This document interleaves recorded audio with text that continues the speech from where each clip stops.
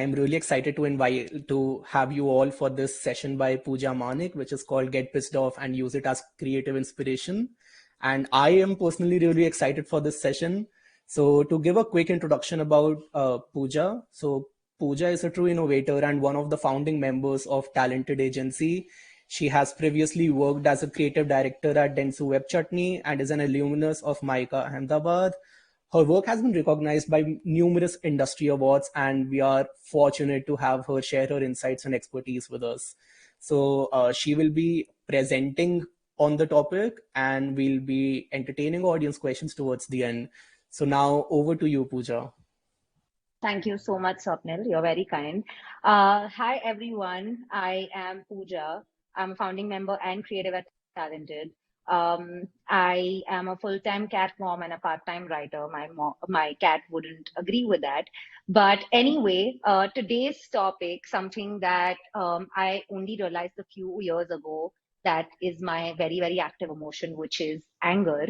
And which is why I think Swapnil also was very gracious to let me talk about this. So today I am going to take maybe half an hour to take you through my creative process and how I manifest my most active feeling, which is anger, and use it as a creative inspiration.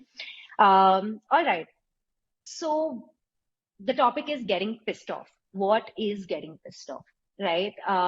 Dictionary meaning is very annoyed or angry. Now, very is the operative word here, right? Mildly angry or remotely annoyed, like that is not going to cut it. And the reason why I'm saying this is because sometimes a lot of us are inherently angry people. So it just comes naturally to us. Like for me, it comes naturally to me. But a lot of times, I mean, it's a universal emotion. So all of us feel anger in some shape and form on a day-to-day basis or a week-to-week basis, right?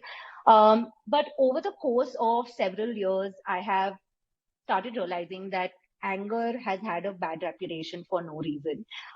It is only about how you manifest your anger that you start realizing that this particular emotion can actually prove very, very beneficial in moving towards action, right? I obviously I'm going to take some examples, etc. So to be very, very clear on why I'm saying all this.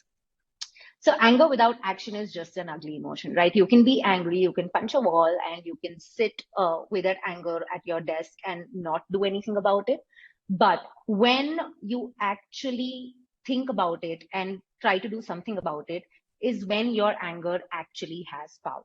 Now, when I say action, it needs to be positive action, right? I'm not talking about breaking TVs and throwing cell phones. I am talking about channelizing your anger to actually have very, very positive action in the universe.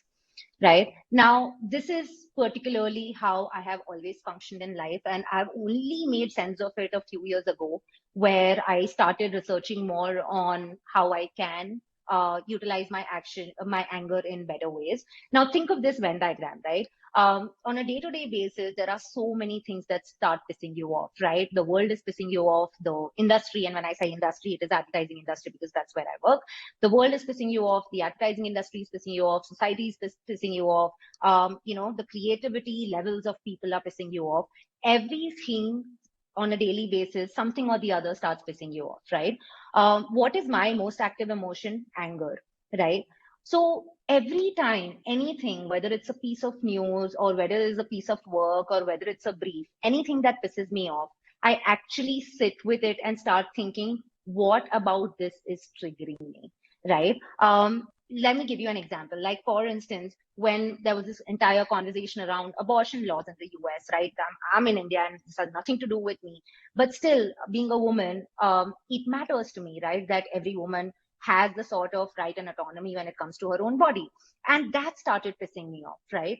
And I started researching about what is going on in the US, what are the ways in which people from other countries can help. Like, I started thinking, can people fly to India to get their abortion done, because at least this is the country that legalizes it up to 24 weeks, right? There were just a lot of ideas coming in my head in terms of how this anger that I'm getting about a policy that is being activated in another country is pissing me off, right?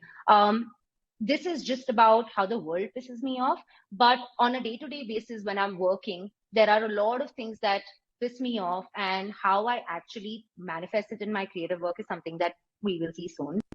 But before that, right, I call myself an anger director first and then a creative director. And the reason for this is that every time I get a brief, I start thinking, what about this brief is something that, um, is a society's way of pissing me off that I can put a narrative out in the world? Or is there a systemic shift that I can bring out in the world? Is there something about this particular brief or this particular brand that can take stage as a narrative, as a positive narrative in the universe, right? Uh, so now, since I have really, really researched anger, and it's a weird obsession with researching anger, I've realized that anger is an approach emotion. Okay, it is unlike feeling disgusted or feeling resentment or feeling sad or just in general feeling indifferent about things, right? Because when you're feeling any of these other emotions, you are not going to get the motivation to actually think of acting up, right? Why I say this is, and it's not just me saying this, there is obviously like scientific research, and I've actually taken up the whole researching anger a lot up my alley. So there are two scientists who are kind enough to actually research the effects of anger on creativity, right? Bas and Bernard, both of these scientists actually did an experiment, two experiments. And what they found out is that in experiment one, what they did was they took inherently angry people and people who are inherently, well, you feel more of sadness or more of indifference, like neutral emotions, and they put them in a room and they gave them a creative task to solve, right? What they realize is that people who are inherently angry, they actually came up with better ideas faster, right? Because anger as an emotion is also very short lived. So when you actually manifest, like use your anger when you're getting angry, you tend to start thinking in very different ways. And science has proven it, right? This entire experiment proves it, that the moment you get angry, right, and you start thinking of problem solving when you're feeling that, that is when just the way your brain is wired, you will start having unstructured thinking. So you're not going to be very linear and analytical in terms of the way you think when you're angry, right? And that is something that you can actually use to your advantage when you're problem solving, whether in life or creatively, right? Another part of this experiment was making people sit in a room and ask them to recall a moment in their lives that made them very, very angry, right? And when people started thinking of a moment that made them very, very angry in their past, what these researchers realized is that people came up with more original ideas, right? They were only thought by 1% of people when the set of people were recalling an angry episode from their life, right? So this is not just about feeling angry and maybe doing something about it. There is legit science behind it, right? And that's how a lot of innovators have come up with things that they started. For instance, I don't know if there are any Shark Tank fans here, but Damon, right? He was really, really pissed off with one very, very well known company saying, we don't sell our boats to drug dealers. And the moment he heard that, he actually took the matters in his own hands and he launched his own brand, which is FUBU, which is for us by us, right? And this particular brand actually focuses on being an inclusive brand, even to the Black Americans, right? It turned over $350 million in 1 year as it started. But the beginning, the stemming of this brand actually started with Damon getting pissed off with the white clan actually not allowing the Black Americans be a part of something, right? Similarly, right, you all must have seen or heard of Whitney Wolf, who's the founder of Bumble, right? Now, Bumble did not start as just another dating app. If you think about the backstory, she was, as a woman, she was very, very pissed off with the experience that women have in the dating world, right? Um, a lot of you must have experienced it, and my condolences if you experience this. I myself experienced this too, right? Where you're on a dating app and you will get unsolicited messages, unsolicited nude images, pics, and just messages that do not make you feel safe, right, in the dating universe. And Whitney wanted to solve that, right? Instead of just, sitting with that anger of why are women subjected to this sort of experience in the dating world, she actually quit Tinder and started her own dating app, which is Bumble. Bumble has a bunch of features, like everything that pissed her off, there is a feature for that, right?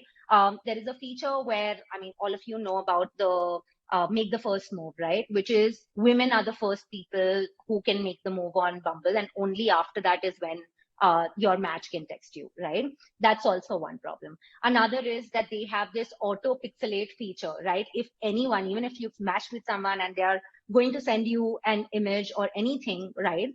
It is pixelated in case it has any skin show or body show, and you can choose to download it and see it if you want to. Again, that solves for the unsolicited pics that women get in their inboxes all the fucking time, right? And a bunch of other features that make women feel very, very safe about being on Bumble, right? Another example is Daniel Ek, who is the founder of Spotify. Now, two problems that he had and he was very, very pissed off with is, why is music listening so expensive, right? We had to always like buy CDs, buy records, buy cassettes, and all of these, modes of having to listen to music were getting very, very expensive, especially for music, like passionate music listeners who want connections, right? One more thing that he was pissed off with is the fact that, obviously, like a lot of us, and there's no shying away from this, there was a era on the internet where we used to download music illegally, right, from controversial websites, and I'm sure you must remember Pirate Bay and LimeWire and a bunch of other websites, and all of us have been guilty of downloading music illegally from those websites. Now, what happens with that is obviously that's plagiarism, and music industry is obviously facing losses because of this. So he got pissed off with this entire process for just wanting to listen to good music, right? And that's when he decided to start Spotify. Another example, and this is my favorite example, Cindy Gallop. She used to be an ad veteran, and now, since a few years, she launched this company called Make Love Not Porn. Make Love Not Porn essentially is a sex revolution. I absolutely fucking love her. You should follow her on social, LinkedIn, wherever you want to. She has a lot of talks also. You can watch those. But essentially, Cindy's problem was the fact that there are a lot of negative stereotypes when people, young men and women, start learning about sex through porn, right? And if porn sites had to be looked at as the place where people go for sex education and learning how they should be with their partners, then it's a very, very construed way of learning about sex, right? Because it's performative sex. It's not real world sex. It's not real bodies, right? And women also tend to then have a lot more difficulty with their self image because they're not seeing real bodies out there, right? And obviously, the problem of male gaze is something that Cindy wanted to solve for. But again, instead of just sitting with that anger on why are women portrayed a certain way in porn sites and what are these negative stereotypes, she actually decided to channelize this anger to start Make Love Not Porn. And that single-handedly has this mission of making sex very, very accessible, like real world sex accessible to everyone, so that everyone has a better self image of themselves and they understand what is good sexual behavior, what is consent, what is good communication with your partner, right? And the last example here is where I work and where I'm a founding member of Talented. Gotham and PG, our co-founders, actually got very pissed off with dated industry practices, right? And they started thinking, okay, what are the ways in which, instead of just sitting with this anger of things not going right, how can we start a place where we can fix these things? So again, it is not just another advertising agency, it's an advertising agency with a mission. What's the mission? It's simply about reimagining what a good agency could look like, right? What are the practices that we should let go of? What are the practices that we should retain? And that's how Talented came to being, right? Okay, so what are the things that we got pissed off while we were getting Talented to get started, right? Number one is low pay. If you work in advertising, or if you know anyone who works in advertising, you would know that everyone says, yeah, okay, advertising doesn't pay well, at least for the first few years, and then obviously it's your luck, and if you're in higher ranks, you will possibly make good money, right? But the whole joke of salary being peanuts is more true for advertising than any other industry, and that is not a thing that we want to take pride in, right?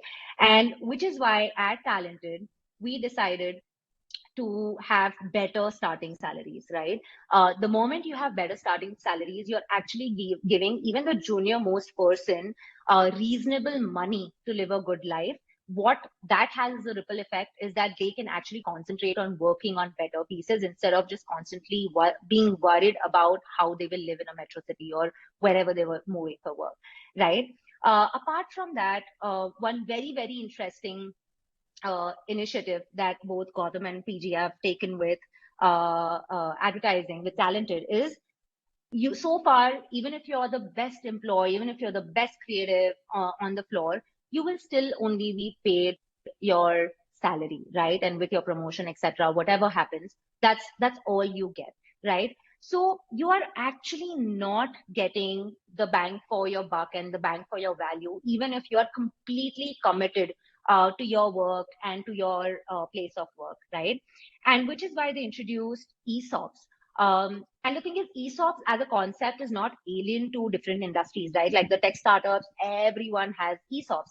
And then we thought, okay, why not borrow that concept in advertising so that every person who has trusted Talented in the initial years and has better skin in the game in the initial years and is helping us build Talented together, can they also benefit when Talented reaches a certain point and we can all share that wealth, right? So in a few years, Talented is going to be employee owned by upwards of 20%, right? And that makes us very, very proud of actually having a policy where we share our wealth with people who are trusting in us from the beginning, right? Another one is burnout. Again, advertising agencies are very, very notorious and have a really bad reputation when it comes to burnout. Everyone talks about, yeah, of course, there's no work life balance in advertising, but that's how advertising works.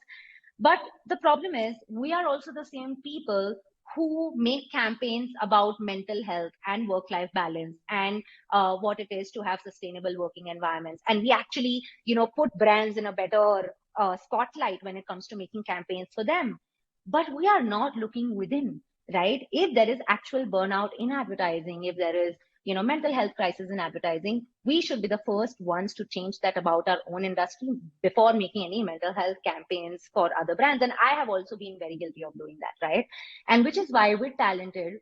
Our policy, like we literally call this out in our statement, which is do great work, get great sleep. And what that means is that we are not going to compromise one for the other. We're just going to make sure that, and we are always, always going to make sure that there's great work, but that doesn't come at the cost of not having good sleep, right? So we are not committed to 15-hour work days. We are only committed for 9 hours. Even if we have a working weekend, there is a comp ops that align for everyone, right? And I think those little steps that we take in making sure that all our teams actually get enough time to rest and recover is something that has, again, a great ripple effect on the kind of work that comes out, right? Another problem, underrepresentation, and none of us are alien to this, right? And especially in advertising, in India at this point, there are only 11% women who are creative directors, right? And this percentage gets worse. It lowers the moment you start talking about C-suite and founders, right? Which is why at Talented, we have representation across levels, whether it be leadership to the middle management to the junior most, rung of employees. We make sure that the gender split and the diversity of thinking, everything is in place from day one. Another thing that pissed us off in terms of dated advertising practices is client agency relationships, right? Everyone in an ad agency at some point starts a very close support group where they just talk about how terrible the client is, and client just sends us briefs last minute and this is not happening and it's not cool. But what do we do about that, right? And which is why at Talented, we decided from day one that we are only going to work with clients with whom we can have deeper partnerships. So again, it is not just about us thinking of the brand and giving them great ideas. It's also about them being equal partners in creating those ideas. And apart from that, the fact that we don't work with any partners who we don't like as people, right? It's very, very important for us to like clients as people outside their designations so that we can have deeper connections, right? And have a better skin in the game when we're developing equations with them. What that results in is consistent good work on the brand, right? Because now you don't have just one, there's no one team for responsibility of good work. It's the client as well as the agency who's responsible for good work. And that actually keeps giving us more and more opportunities to have consistent good work. And the last one, but the most important one is, as an industry, if we keep getting angry about mediocre work, the funny thing is it's in our hands. All we have to do is keep making excellent work, right? It's not about dissing another ad or dissing another agency or dissing your own work, right? It is about if you're angry with your own output or if you're angry about the collective output of the advertising industry, just do better work, right? Doing excellent work and being committed to doing excellent work, whether it is supercharged with anger or whether it's supercharged with any other emotion, that sort of, again, like makes this industry so much more better for everyone, right? Anyway, here's a little quote from Tom Peters, which says, "All innovation comes from fury." And it is my most favorite quote also on my study desk because it sort of reminds me that if something is making me angry, it is also giving me an opportunity to innovate. So now it's up to me how I innovate it, and how I go about channeling my anger. And it's a great, great reminder of the fact that every time you're angry, there is an opportunity, right? Here are a bunch of, like a few pieces of work that actually stemmed from being angry. As a woman, obviously, I have constantly been angry about the gender disparity, right? And especially when we talk about India, we know that there is a domestic chore gap, right? Why are women expected more to do household chores? There's a lot of data around it, which is women spend close to like 70% more time doing household chores than men, which is like a gaping figure, right? And this particular piece of work actually stemmed from, me and a bunch of us getting angry about this thing that we all have also experienced at some point in our lives. And we know a lot more other women who face this even worse than we are. So yeah, I'm just going to play this case study and you all can, okay, I am unable to play this. 1 second. Yeah.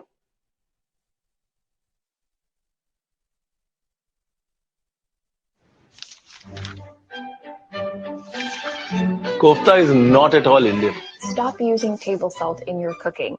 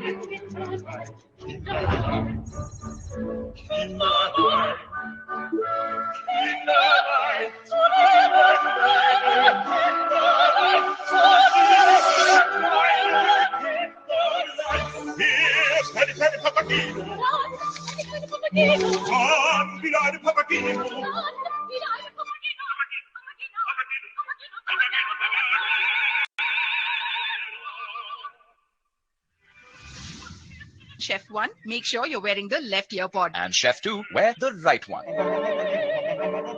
Hi, welcome to my kitchen. Today I'm going to show you how to make the eggplant parmigiana. It is a delicious baked dish that is made from roasted eggplants. Mix the pan with roasted eggplant and start with the gel.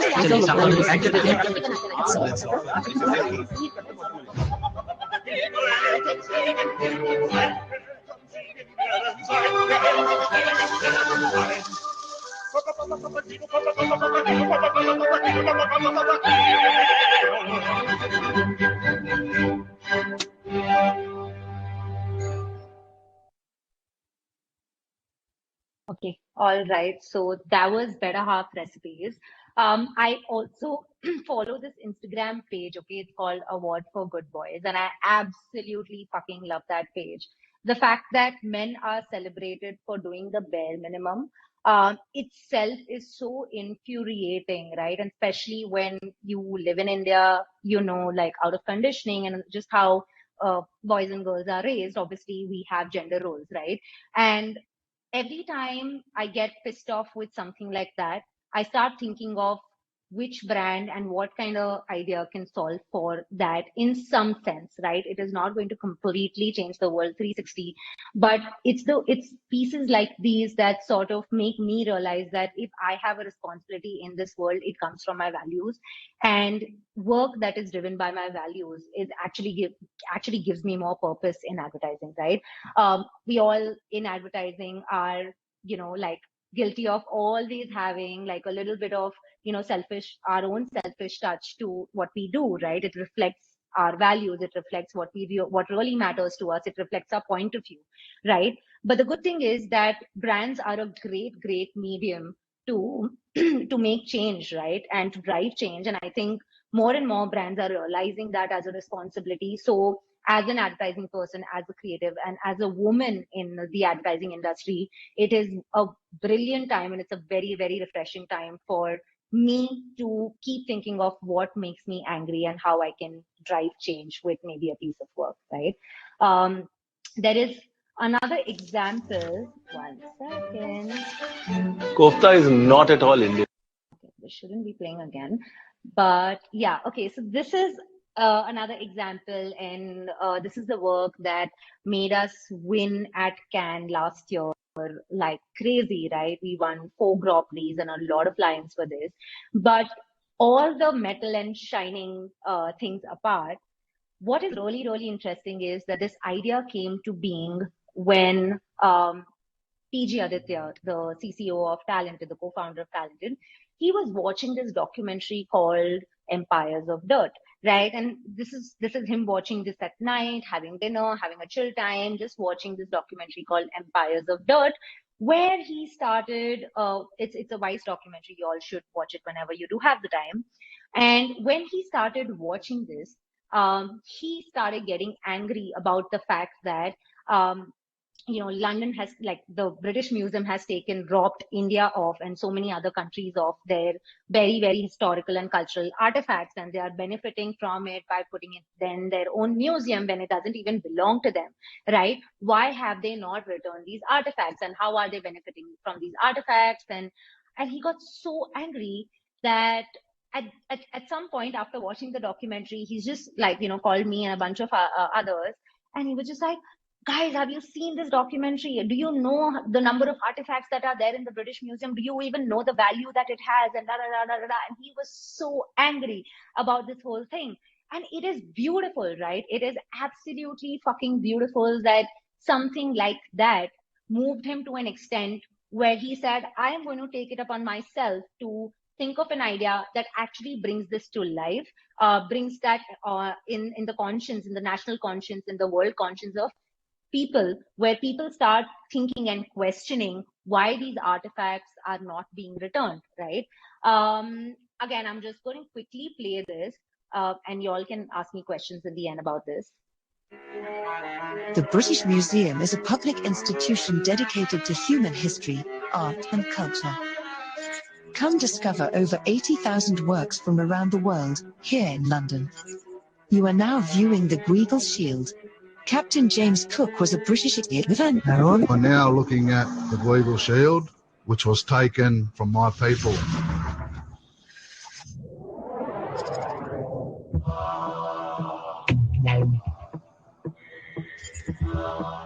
Collections in the British museums are premised on a simple idea. I'm proud of what my grandfather stole from yours. The Rosetta Stone was not a discovery neither of the French, neither of the British. It was already discovered and reused in Egypt multiple times. For us, it's not just a well-carved rock, it is a living ancestor. This very important statue is on display in a museum thousands of miles away. Say the British Museum is the world's largest receiver of stolen goods. We're launching an interactive tour of some of its most contested artifacts. We're now looking at the Weigel Shield. The Rosetta Stone. If they are saying that they are not going to return the objects that were looted from the kingdom, that means the children and the grandchildren and the great-great-grandchildren of those that attacked my empire before are still very much in business of attacking the empire.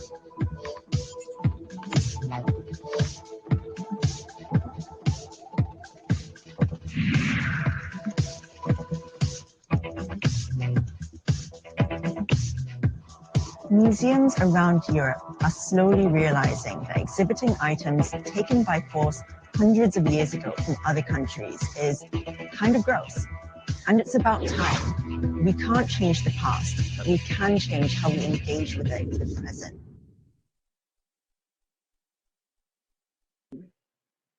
All right, so this was the work that questioned a culture which was 100 years old, right? Artifacts have been stolen 100 years before, 80 years before, 70 years before. And if you think that your anger can move, that a century-old tradition, why not, right? Why not actually channel your anger to question things? Why not channel your anger to think of ideas that actually do good to the world, right? With that, I will go to the next example, which is one of my super, super favorite pieces. I was shocked to learn that pads, tampons, and other menstrual products are taxed as luxury goods. I suspect it's because men were making the law. Right, Mr. President. Men made the tax laws. 50 years ago, German lawmakers, who were all men, decided to tax feminine hygiene essentials like tampons with the highest rate of 19%, but things like caviar, oil paintings, or truffles with only 7%. So tampons are the real luxury? Menstruation is luxury? Breaking the law wasn't an option for the female company, an online shop for feminine hygiene products. So how could we sell tampons for 7% instead of 19%?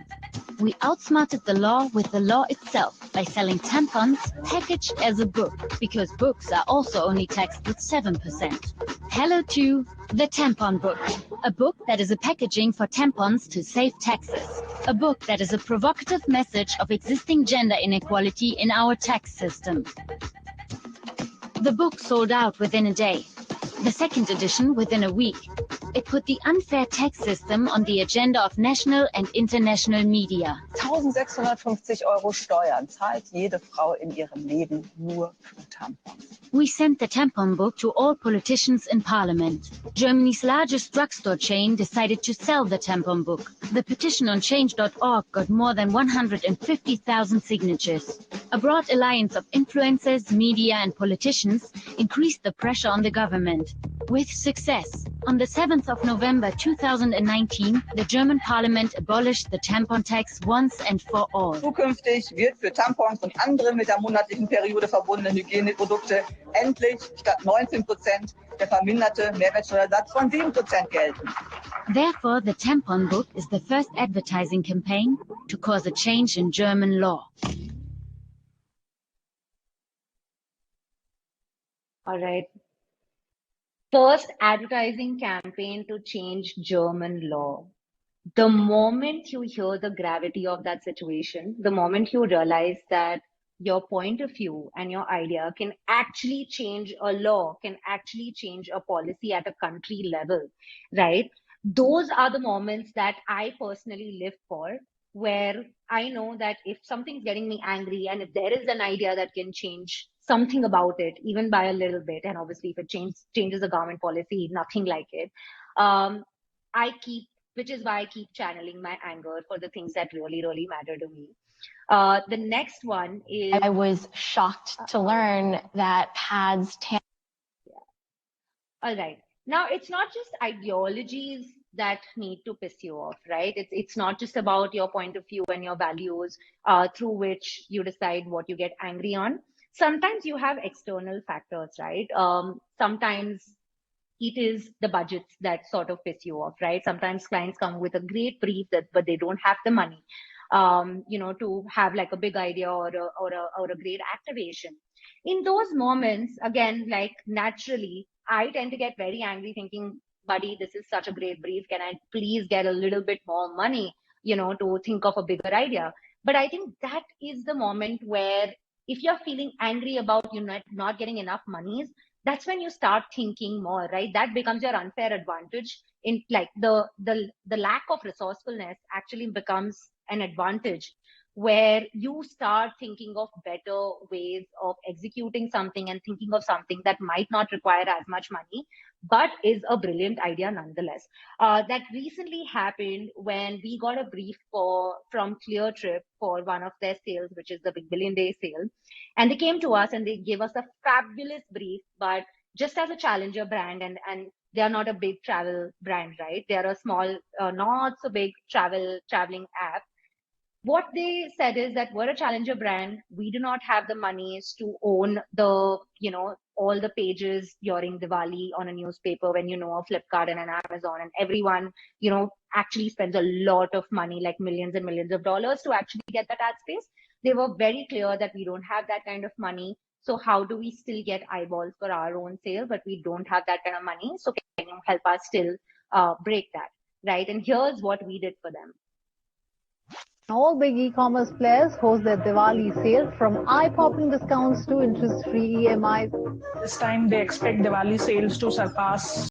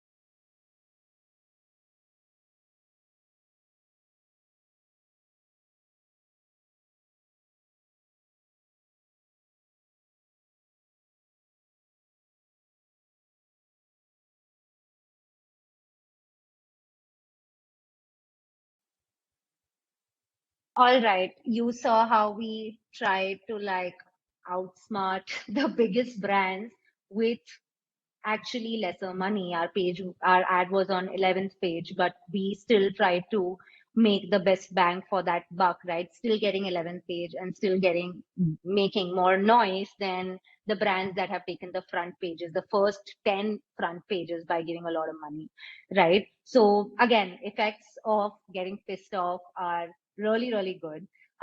This being another example. And with that, All big e-commerce players host their Diwali sale, from With that, I will move to my last example.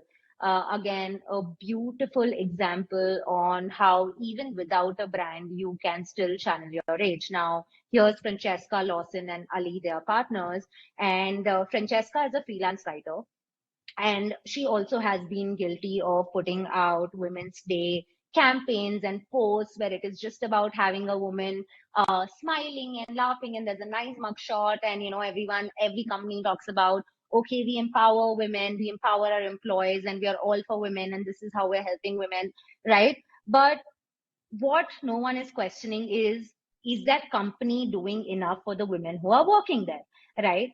If you are talking about, hey, as an ex company, here's a product that we have designed only for women, but if you do not have gender parity in terms of pay or in terms of benefits when it comes to your own employees, what is the point of doing this lip service? And I absolutely love this piece called the Gender Pay Gap Bot, which is a bot on Twitter. You all should check it out.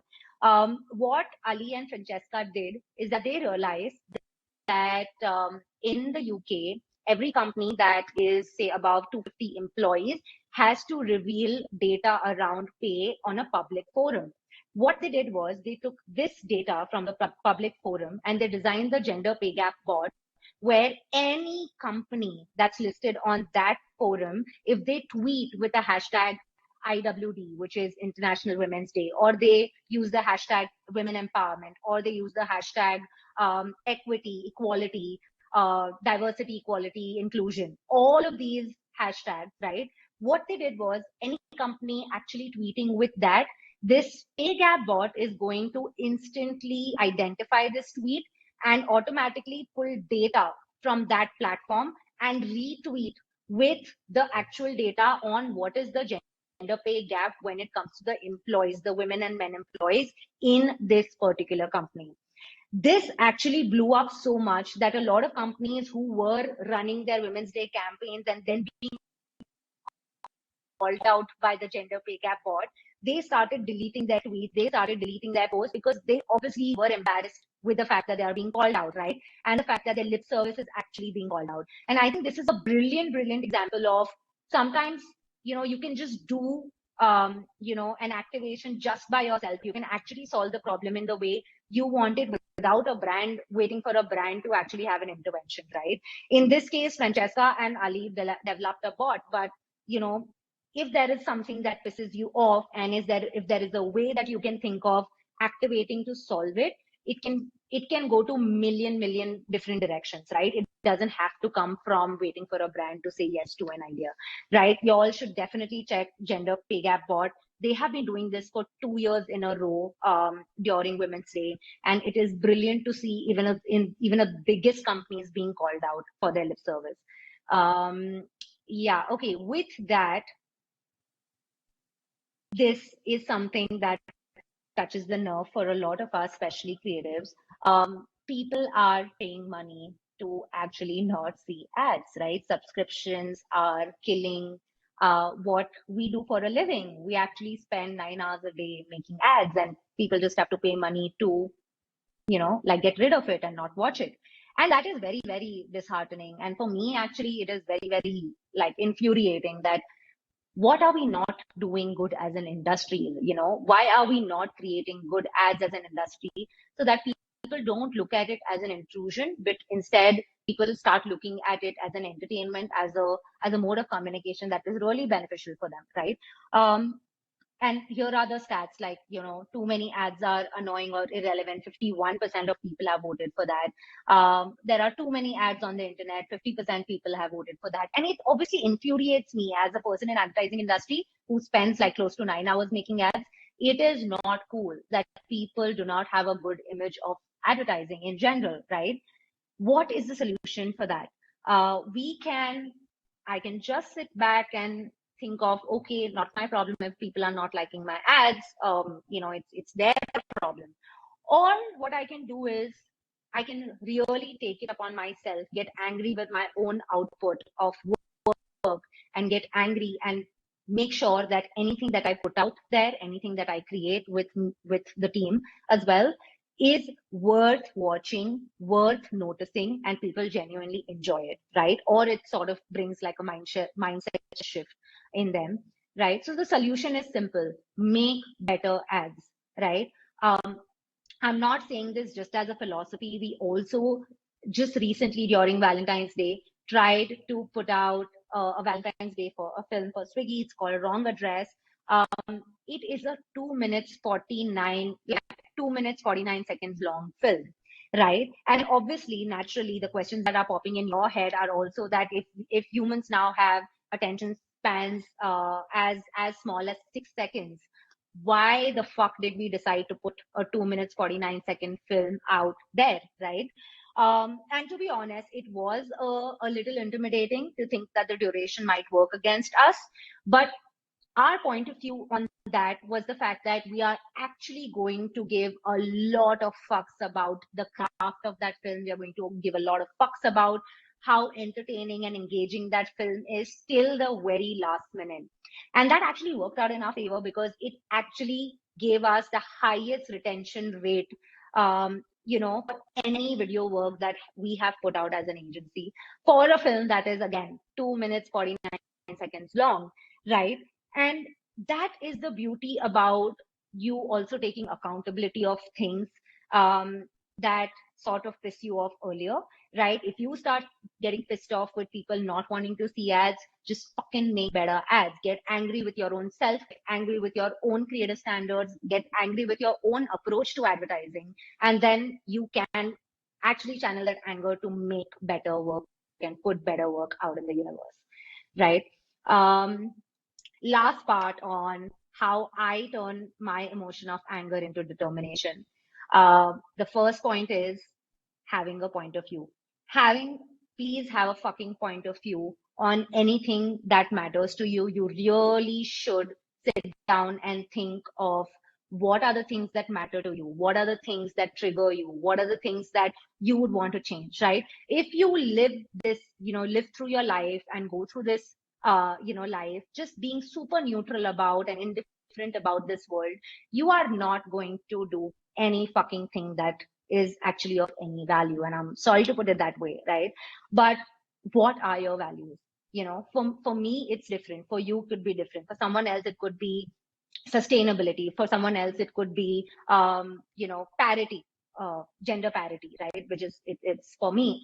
Sit down and think of what are your values, what is your point of view on those values, and what are the things that trigger you about that when a policy is changed, or a brand is not doing well, or some work that actually riles you up in terms of how it was done, right? So please fucking have a point of view. Please stay true to your values. Think about what your values are. Once you actually do have a list of values that you really care about, and every time either the world or the society or the system or a company actually fucks with that value, right? Please feel the fuck out of that anger. Please allow yourself to be triggered by that and think of what are the ways in which you can channel this rage. What is in your control? I constantly ask myself that if I am angry with this, what is the way in which I can change it, right? Is brand my medium to change it? Is my social media account my medium to change it? Should I talk about it on my social media handles and see what people are thinking or change people's perspective about this, right? So whether it's my work or whether it's my social media handles or whether it's an initiative, that I want to start that changes it. And the best of all, do I want to build a new category? Do I want to build a new company and change this completely from scratch, right? There are many, many ways that are still in your control to make a change. And when you do ask yourself this question about what is in my control to make that change, you will have an answer through your work, through your social media handles, through your friends, through an initiative, through a category, right? And last but not the least, because anger is short-lived, when you do feel angry, start thinking of solving it immediately, right? Start thinking of solutions immediately when you're angry, because the moment your anger gets dissolved and the moment you are like in a better mood, you are not going to actually be able to benefit from the energizing feeling that anger gives to change things, to drive some change, right? So act immediately. You're pissed off with something, write it down, think about the triggers, think about what's in your control, and keep thinking of how you can bring that change, right? I am going to end this talk with something that Banksy wrote, and it really, really pissed me off, but it also sort of gave me a new perspective on how people think about advertising. So Banksy is written, people are taking this piss out of you every day. They butt into your life, take a cheap shot at you, and then they disappear. They leer at you from tall buildings and make you feel small. They make flippant comments from buses that imply you're not sexy enough, that all the fun is happening somewhere else. They are on TV making your girlfriend feel inadequate. They have access to the most sophisticated technology the world has ever seen, and they bully you with it. They are the advertisers and they are laughing at you. You, however, are forbidden to touch them. Trademarks, intellectual property, rights, copyright law mean advertisers can say whatever the fuck they like, whenever they like, with total impunity. Fuck that. Any advert in a public place that gives you no choice whether you see it or not is yours. It's yours to take, rearrange, and reuse. You can do whatever you like with it. Asking for permission is like asking to keep a rock someone just threw at your head. You owe the companies nothing, less than nothing. You especially don't owe them any courtesy. They owe you. They have rearranged the world to put themselves in front of you. They never ask for your permission, so don't even start asking for theirs. And this particular manifesto from Banksy actually got me very, very riled up in terms of what is my approach as an advertiser, or I work in advertising and I am doing this too. How can I change this? Is there, are purpose driven narratives my way of coping with what Banksy is saying about advertising, right? Or putting better work out there so that people are actually benefited from that conversation and communication? Is that my way of controlling this narrative? But this is something that definitely gave me a food for thought, and I think that changed perspective of me as an advertiser actually has helped me put better work out there. With that, I think we're at the end of the session. Take a minute to think about what you are angry about at this point, or life in general, or this week, what has triggered you, what has really, really made you angry. And as you think about it, think of how you can channel it to make something better. Your industry, your society, this world, anything that you can make better, think about it. Thank you so much for listening to me. Phew, it was a really good session. I mean, I was completely hooked throughout. And although even I have a lot of questions to ask, but since we are short on time, I think I can ask those questions one on one. Let's take audience questions already. We are pretty short on time. So the first question is from Vridhi. So what advice would you give to aspiring creatives who are just starting out in their careers? What I personally love about even going through portfolios of freshers or resumes of freshers is the fact that I look at what they are good at, and that necessarily doesn't have to do with the kind of work they've done, because as freshers you actually don't have a lot on your portfolio, right? Like that's the whole point, that you're a fresher and you want to join the industry. But there is this thing called zone of genius. I actually follow this really, really good person on Twitter called Sahil Bloom, and his theory on this is, he calls it zone of genius, right? And zone of genius is essentially a term which makes you think about what you are really, really good at, right? Are you really good at, say, for instance, doing purpose-driven work or thinking of purpose-driven narratives? Or are you really good at making reels? And that also, by all means, is a fucking great skill to have in the industry, right?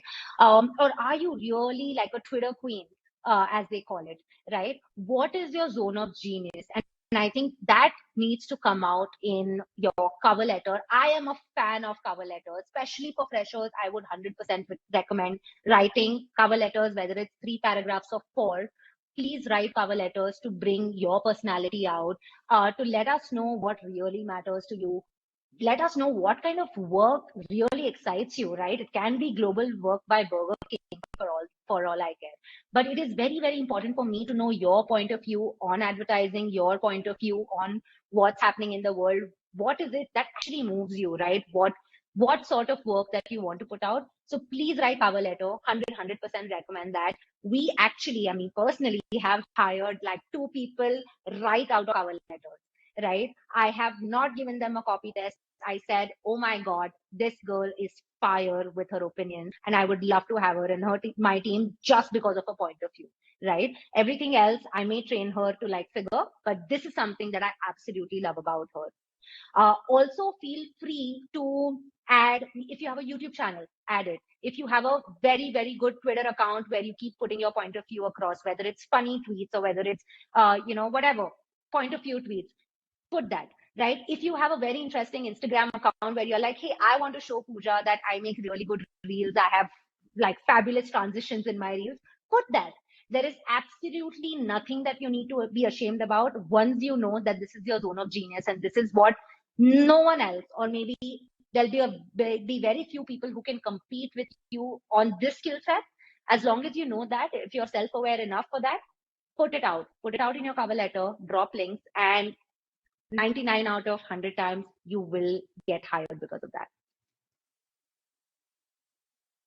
That's great, and I hope that answers Preeti's question. Yes. So the next question is from Kshitij, and he asks, "You spoke about values. What are some of your values that you identify with?"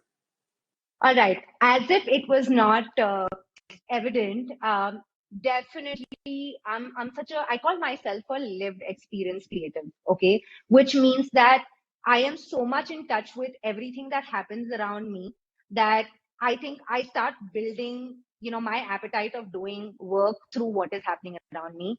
As a woman, there are so many lived experiences that I have, which only women can have, right?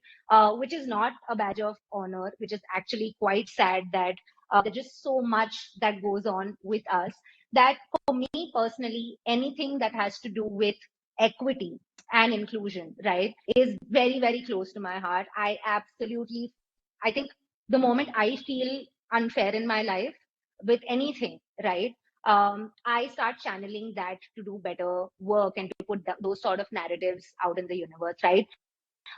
Better Half Cookbook was my response to all the aunties who ever said that you do not know how to roll around roti and you're not going to get married because, you don't know how to cook. It was a response to that, because when I was told that, my first question was, why the fuck am I supposed to be the one cooking, right? And the moment you keep your values very, very close to you and you feel them on a daily basis, I think that will totally reflect on the kind of work that you do on a daily basis.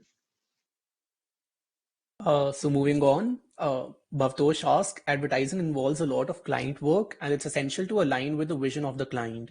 How do you find the balance between client expectations and your own personal vision? That is a fabulous question. And full disclosure, it's not that I'm always successful in doing this. None of us are, right? There are different kinds of clients with different appetites for the kind of work that they want to do. But it is important to keep the good fight up, right? If you tend to get disheartened each time, say, your idea gets rejected, even if it aligns with your values, it aligns with the brand, it aligns with the goals and business objectives, everything, like, you're tick, tick, tick, tick, tick, tick, tick. And then you go and present it and you feel this is the best idea this brand will do. And they'll be like, you know what, right now, we don't think we have the appetite for this. Or, hey, sometimes you would like, full disclosure, I have heard things like, no, we don't think we are ready for this conversation as a brand, right? Which makes me think that, buddy, like, when will you talk about this? We're already in 2023, right? But each time my idea does get rejected, or if it's not fitting well with the client, I keep it sacrosanct with me regardless. And I see when is the next time that I can actually make this work for some other brand, right? Because see, the objective is ultimately to make sure that my point of view gets across, not at the cost of not aligning with the business objectives. And that's the work that we do on a daily basis, right? It's not just about, I keep saying that advertisers, like creative people, are just closet artists, right? Like we constantly think of how can we move people, how can we make people think and feel something, but not, if that was my only objective, then I would have been an artist. But I am a commercial creator, right? This is about commercial creativity. So on a daily basis, I will think of, okay, how can I combine this with the business objectives of this particular client? How does it work in their benefit also? And yeah, I mean, a lot of times, and we are very, very grateful that we have a bunch of clients who actually get it and who work as partners with us. But yeah, once in a while we do get rejected, and heart is broken, but it's fine. We always figure a way out. Great. So Ator asks, what are some of the most rewarding aspects of a job in advertising? Okay. There is no universal answer for this. I mean, to each its own, right? And now I'm feeling like I'm repeating myself, but for me, apart from my values, why I love advertising is that there is this one moment, when there's a brain spark, when you're thinking of a brief, thinking, what's the solution, what's an idea, and more often than not, it will come at a random minute, right? It's a random moment. I'll be walking and I'll suddenly be like, whoa, okay, whoa, this is the idea, right? I love that feeling. Like I think of it as a drug. It actually fucking makes me feel so much alive in terms of, and I get very amazed by sometimes how my brain is even thinking that, right? And for all of you as well, when you do get a brief, also like step aside, step away. You need to give your brain a little bit of time to connect the dots, think of things, etc. So don't put yourself in the pressure of thinking it immediately. But for me, the first point is this: I love advertising because I love feeling the moment of thinking of an idea, right? That one moment of, whoa, wow, that's a fucking cool idea, is what I live for. Whether it's my own idea or if it's my team that's coming up with it and I hear it and I go, fuck, that is fucking brilliant. I love that energy. I thrive on that. That's one.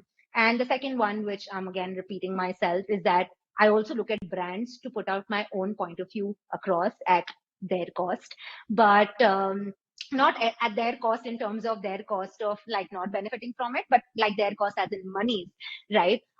Because again, if you're a big brand and if you have so much money and so many people are going to see your ad or see your film, you might as well say something that matters, right? So I absolutely love the fact that I get to channel my point of views and narratives and do something better for the industry, the society, and the world through a brand, and I absolutely love doing that. Great. Now we have a pretty detailed question.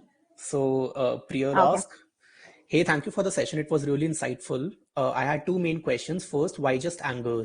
Why not emotions such as empathy, happiness, and others? For example, Barney's most famous bacon and eggs advertisement was built out of FOMO as the major emotion. Also, do you think it is anger independently that can catalyze change? All right. Okay. Great question. Anger, because, and obviously, like you can think of an idea while being in a great mood as well. Like nobody is saying that you only have to be angry to think of ideas. But the reason why anger as an emotion works a lot faster in getting you to an idea is because it is an active emotion. You actually feel, when you actually feel the fury, you start thinking of, okay, how do I solve this problem? To make sure that this is not a problem anymore, right? And again, like how I talked about the research, and I've been researching anger a lot because I'm inherently an angry person. So full disclosure there. But no, the thing is, obviously, if you're not inherently an angry person, please, by no means do you have to like purposely be angry to think of something. But it's a universal emotion, and there are moments when you do get angry. I'm sure even if you're not an inherently angry person, there are moments when you do feel angry, right? Just try thinking of problem solving when you're angry. What you will be doing to your anger is you are obviously going to channel it in a direction where you are going to get something out of it versus being angry in general, right? Like a lot of, obviously, like news and pieces pisses me off on a daily basis, right? About women going through that, women going through this, right? What I start doing in my head that time, even if I don't have a brief, if I read something or if I'm watching something and it pisses me off, I start thinking, okay, cool. Can I think of an idea to eradicate this? Is there a way in which I can do a mindset shift? Doesn't have to come from a brief, right? There have been times, at Talented, we don't call it proactive ideas. We call it briefing the brand back, right? And we have briefed the brand back a lot of times, right? Where we will think of the idea first, and then we will go to the brand and tell them, listen, these were your these are the business problems you want to solve in general. These are the marketing problems that you solve in general. And you know what? We already have an idea for you, right? So whatever works the best for you. For me, it is anger, and sometimes if you do get angry, generally think if you can channel it in the right direction, something can come out of it. So a follow-up to this, Priyal asked, second in position of ethical dilemma with clients, what are your thoughts? For example, the current debacle going with Balenciaga and them trying to put everything on their advertising agency. How would you as a leader navigate through, number one, the current client relationship, and number two, with future clients and general brand value damage? Got it. All right. Like I mentioned earlier, we are talented, right? The thing is, when we put so much of ourselves in client agency relationship, right, it is so that there is great work that can come from high trust equations, right? It's only when you can start trusting your client really well, like if you can start trusting them blindly and they can start trusting you blindly, is when you can benefit from a high trust equation, right? Those are the moments where you can come with a quote unquote risky, brave idea, right? Without thinking that, okay, this is going to make the agency get fired or this is going to get the brand flat, because it works on high trust equation. So you cannot have, sadly, you cannot have this equation with all your clients, but there are a lot of clients that are very, very open to have high trust equations, right? I feel Balenciaga actually blaming the agency for that just shows that they did not have a good high trust equation, because if you're putting something out as a team, both of you need to take onus of, you know, getting under the chopping block or getting under the fire. That's the simple thing. When we pitched the Clear Trip print ad idea, right, where obviously it was like a cheeky piece where we are actually fucking with other big brands, right? Our thing was, hey, yes, quote unquote, it is a brave idea. Do you believe in this as much as we do? Right? And will you take as much responsibility if this idea gets controversial? If this actually sues you, you know, if Amazon tomorrow wakes up and sues Clear Trip, whose mistake is this? These are the questions that we ask the client, right, while pitching the ideas. And these questions you will only ask if you have great equations with your client where you can be absolutely vulnerable and honest with them, right? Fortunately, and I'm very, very grateful for the Clear Trip team, they actually said, you know what, we fucking love this idea. Give us a day. We are going to talk to our legal team and make sure that we have our damage control in place. So we already were ready with everything. Like we were ready with, if a big brand sues us, what do we do? What is the damage control for it? We had all of that ready, you know, even before the idea went live. So yeah, so the takeaway is have great, like build great equations with your clients so you can be vulnerable and honest to them, with them, and work as a team, dude. Like if a campaign doesn't work out, you cannot say it's the client who wanted it, so I just acted like the client wanted it. Because if you don't believe in what you're putting out, just tell the client, I don't want to put this out, right? Like in my opinion, you like it, I don't. Let's not fucking put this out, because if this has to go out, it has to go out in a version where you and I both are convinced with it, right? So yeah, I hope that answers your question. I mean, that's a great answer. So, do you wish to take one last question? It's just one question that we are missing. Yeah, of course, no problem. So it's Chetna who asks, what are some emerging trends or technologies in the creative industry that you are excited about? Okay, all right. Everyone's talking about AI, right? Everyone's talking about, hey, like I mean, I'll go to parties and people will be like, hey, so small talk, whatever. Everyone will start talking about, hey, are you scared that AI can now write, so your job is, you know, under the fire? And it is very, very amusing how people interpret, you know, the capabilities of tech. So obviously, like I am excited about AI. I am excited about AI as a partner in making me think what I can do with it. What I know is that it just becomes with an AI now in the picture. It is just so much more important. The values of a creative person now have like really, like you are reshuffling that. It's no more about just writing, right? It is about being much more creative. It is about being much more responsible, right? AI is only going to give you what you ask it to do, right? And which is why, like, while everyone's talking about AI, and we just recently did one campaign for Razorpay, where we used AI to create the mugshots of founders, because Razorpay's biggest client is actually founders, right? So what we did is we wanted to celebrate founders, and what we did is we actually took AI's help to reimagine what the mugshots of these founders can be. And AI did a brilliant job in terms of, we had the Whole Truths founder, we had a bunch of other founders. But again, there was human intervention with it.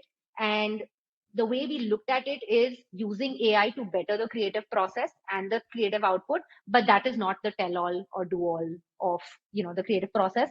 So yeah, I am all about being friends with AI and not seeing it as my competition. So that actually excites me, because, and also as a writer, right? I think most writers say my sketching is bad.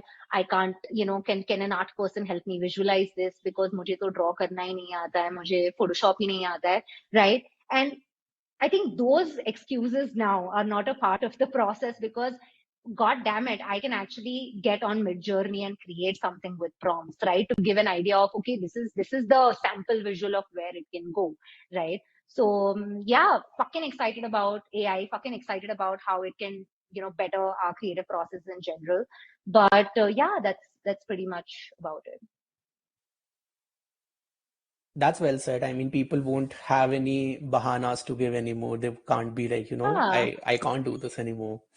So I yeah, have been guilty of this. Every time I try to sketch, I say, please, this pencil looks like something else. So please, please, अब मैं नहीं बोल सकती हूँ. So I'm sure you're pretty excited about it then. Pretty excited about I AI. am very, very, yeah. So we have exhausted all the questions, and it was a really lengthy, but at the same time, really valuable and insightful session for all of us. So really, thank you so much for being a part of this X Factor Festival. And Thank you so have much. any end comments you want to add? No, that's about it. Thank you so much for having me over, for giving me the opportunity to talk about something that is so, so close to my heart. And thank you so much, everyone on this call, for actually giving your time for this angry talk.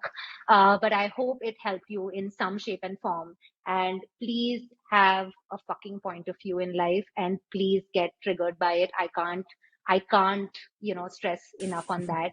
So I hope to rile you up enough to feel angry about things and want to change something with it, right? So yeah. Perfect. So a good note to end. And thank you so much. Thank you on behalf of all our viewers as well. Thank you so much, Pooja, for being here. Thank you, Swapnil. Bye, everyone. Have a good evening.